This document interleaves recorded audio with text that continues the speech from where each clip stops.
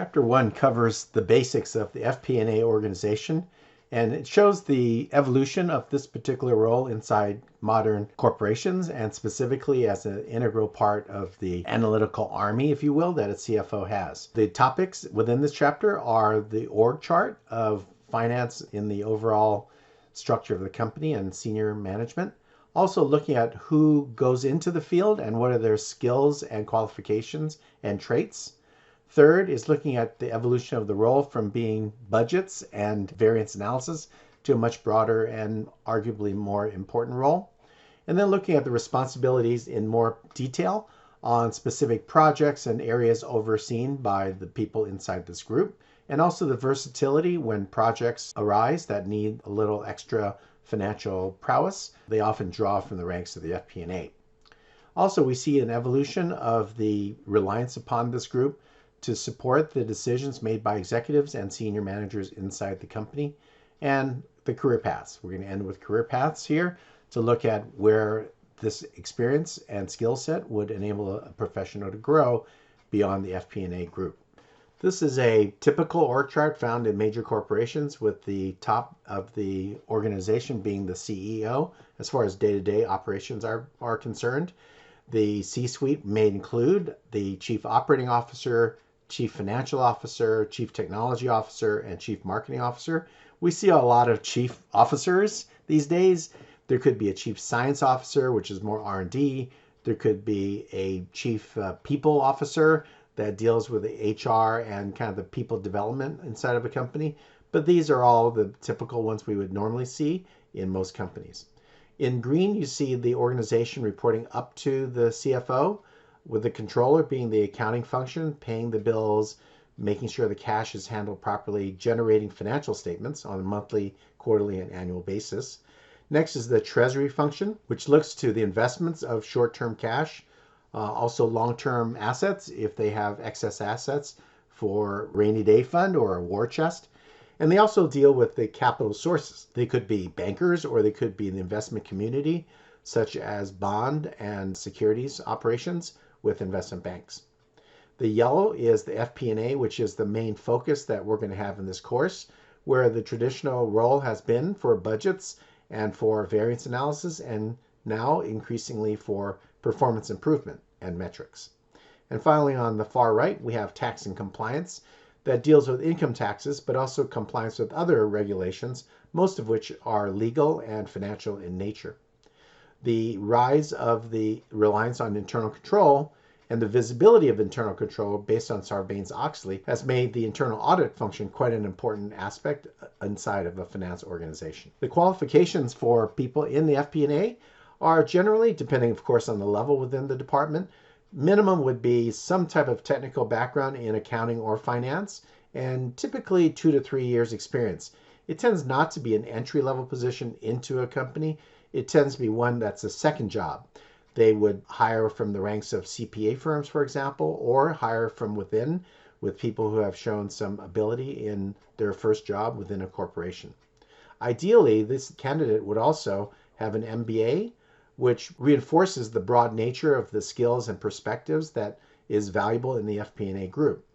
It may have people that with a CPA, which are financial reporting experts based on GAAP and the use of publicly issued statements. And a CMA, you may not know a CMA, these are certified management accountants. And for companies that are in manufacturing, logistics, things of that sort, where cost measurement is such a vital aspect of profitability and management, certified management accountants are experts at these functions of costs, allocations, and analytics and structure of how to do reporting to assist in decision making. The middle column represents the skills and knowledge that are often found in FP&A people. Of course, they have to have the mother disciplines of accounting, managerial, financial, and also finance, because they function on investments on a broad array from short-term investments all the way to long-term strategic investments for the firm. Nowadays, we're also looking at process management, where they're looking at streamlining processes to squeeze out efficiencies and effectiveness within organizations. And finally, data is the purview of many people in the company these days. Finance people have always been data driven, but now with so many other aspects of data that are both financial and non-financial, much of the power of this department are extended because of data analytics and data visualization capabilities that are found now in most companies. The traits they're looking for in FP&A are not only the technical skills, but they have to have an analytical point of view, because some of the problems that they will encounter are unstructured, they're ambiguous, they may have been things we haven't seen before, and they have to be problem solvers because they're the troops that go in when there's a fire to figure out what's going on and find solutions to the problems. They also have to be quite professional because they interact with a lot of senior people inside the company and perhaps sensitive matters with outside people of the company, maybe partners, suppliers, or customers. Their strong communication skills are important because their work tends to be quite detailed and precise, and yet they need to convey it in a way that's understandable by perhaps non-financial people or maybe senior people within an organization. They have to be seen as objective and data-based because their opinions matter. So if their opinions have some bias, either based on internal politics of the company or personal point of view, that would really taint and reduce the value of that particular person within the organization. And finally, they need to be relationship builders. We don't want an adversarial relationship between the finance organization and other departments. Historically, there has been.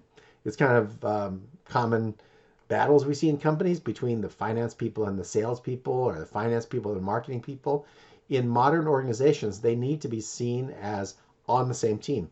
They bring different points of view, different pressures, different objectives, but they should be able to work so that we have optimal solutions on how to spend money wisely and how to get maximum market exposure or sales exposure for the company's products. The morphing of the role of the FP&A starts with the basics. You needed a budget. After the budget's done, you have actuals against the budget. That's called variance analysis on percentage or dollar terms. And then we would follow up on what's going on. If there are problems, are there solutions? If there are things that are really strong, can we propagate best practices? These are very traditional, probably 40, 50-year-old practices within the field of the finance function. Capital budgeting has always also been a major decision point that is benefited by this group, again, because of their analytical perspective and hopefully their financial acumen, that they can help and make major decisions and sort out among a dozen or so opportunities which one or two or three warrant the investment of time, money, and management talent for future successes for the company. And then where it's morphing is toward the more value added.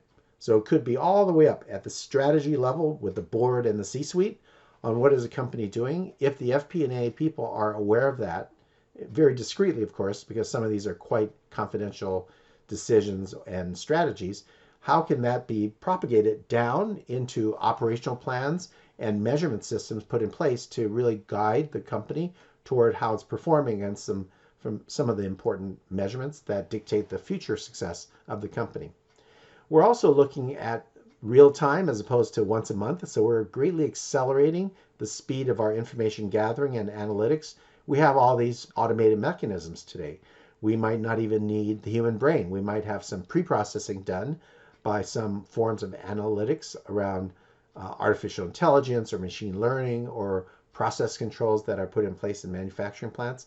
So the FP&A group may get involved in creating reporting systems and monitoring systems to not have to wait till the end of the month to have insights that perhaps could warrant more immediate action. Next is insights, as mentioned already. If they're able to provide this level of analytical support, it would help make decisions more fact-based and perhaps help break ties on what are the given choices for a particular decision. And we have business clients. Business clients are often used in this voice because we partner with the underlying departments.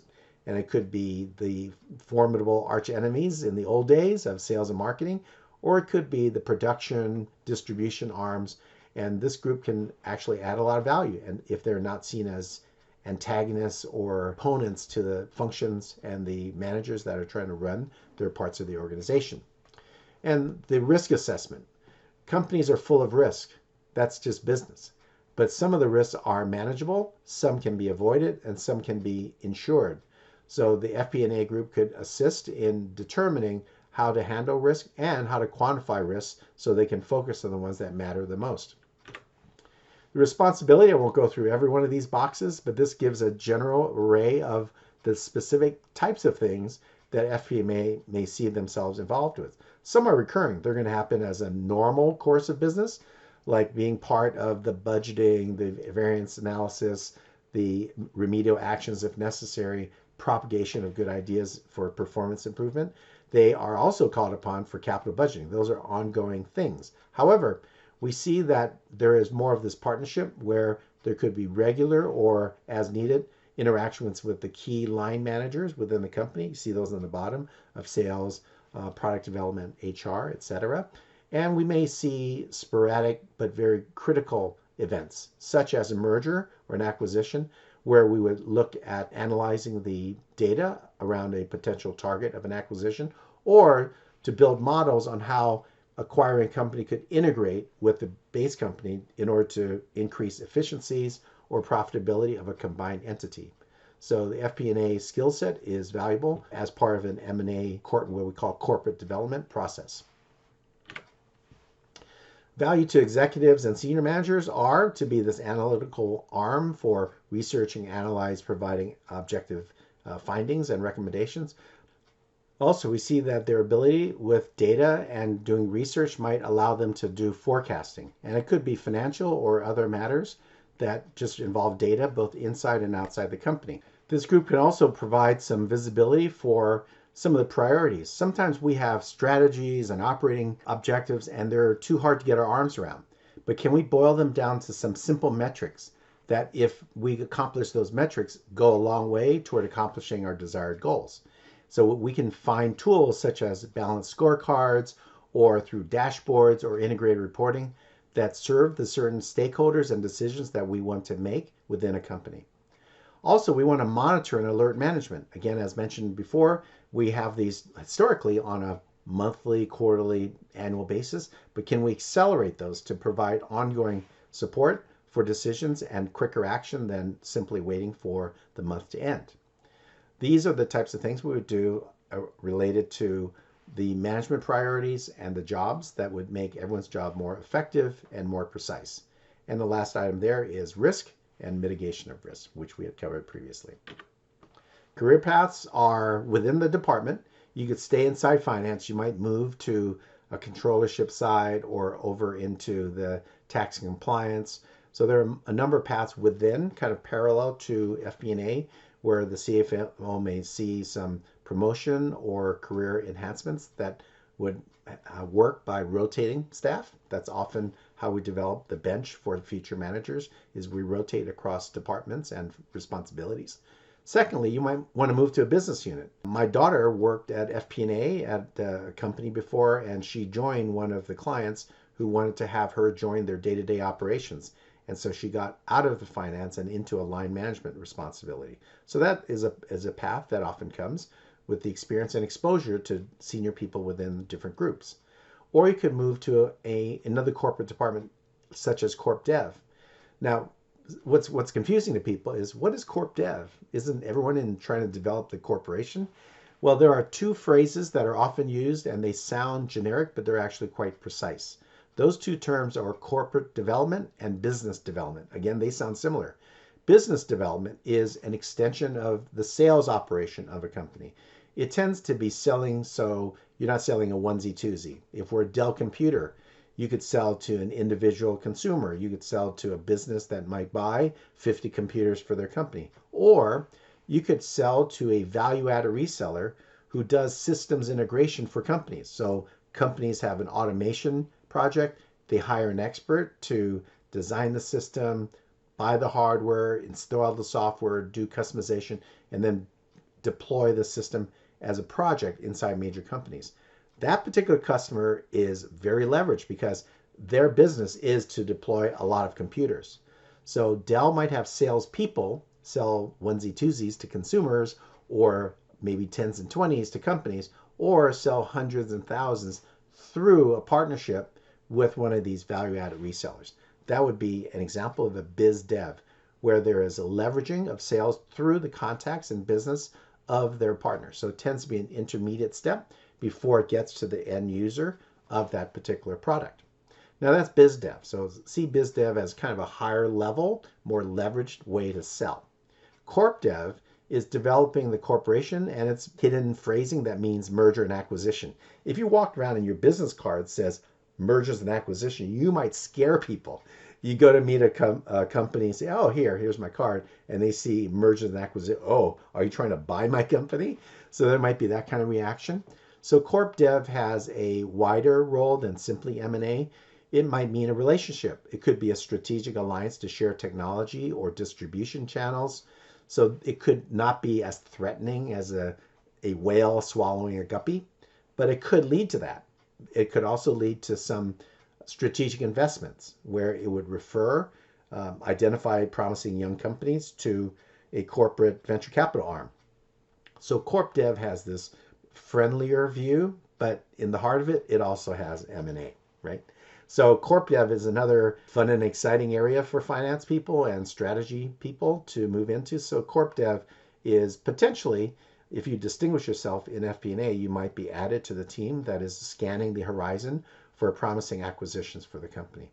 And some of these are quite active. Cisco, for example, was famous for their very quick action group that is their corp dev group that did over 100 acquisitions over a space of just a few years when they were growing their reach rapidly as they were moving out of straight networking hardware. And next, you could move into other companies. If you're good at FP&A, but you're kind of topped out where the senior people aren't moving anywhere, you are a candidate to be plucked by a competitor or another company that just needs your skill set. You could also go into professional service because now with your broad analytical perspective and ability, you might be attractive in consulting or investment analysis or a banking function, commercial or investment. And finally, it's a good time to take a break if you don't have an MBA, to put in your time there, then get an MBA, and then be positioned for your next step beyond that. So there's quite a few career opportunities within FP&A. So I know that this course is specifically on budgeting and forecasting, but since it's in the context of FP&A, it's good to see that where this might lead you if you were to choose this career path. So summarizing, FP&A is a vital part of a finance organization. It has evolved over time where it accumulates people that are very versatile and yet have hard technical skills that can make them valuable with that depth, the breadth and depth, T-shaped, in order to make contributions to a company. The role now extends way beyond simply variance analysis and reporting. It now is a vital part for the, maybe not the formulation of strategy, but certainly the implementation and monitoring of the progress toward those goals. And we see that functional managers are now being more reliant upon the FP&A to help them make the decisions based on facts and not just impressions. We might be misled by impressions or powerful voices inside your organizations. It's like the old television show, Just the Facts, Ma'am. You probably don't know that show, but that was one of the investigators' lines he's always used. Just give me the facts, ma'am. Well, it might be like that in a line manager. If I'm running production, I want to know the facts. If I'm running sales, I want to know the facts. So often we see the FP&A partner with many of the direct line managers within a company. So we're seeing that it's become a trusted partner for executive and senior management and also line managers. So the role has evolved, and as such, it is an interesting job. And as such, it leads to a good career path. If you're successful in these types of activities, you're now quite versatile and able to contribute in many ways in many different types of organizations. So that's the field we're in. There's another chapter we're going to have for our first session. So hang on and look at that chapter as well. Thank you. Bye.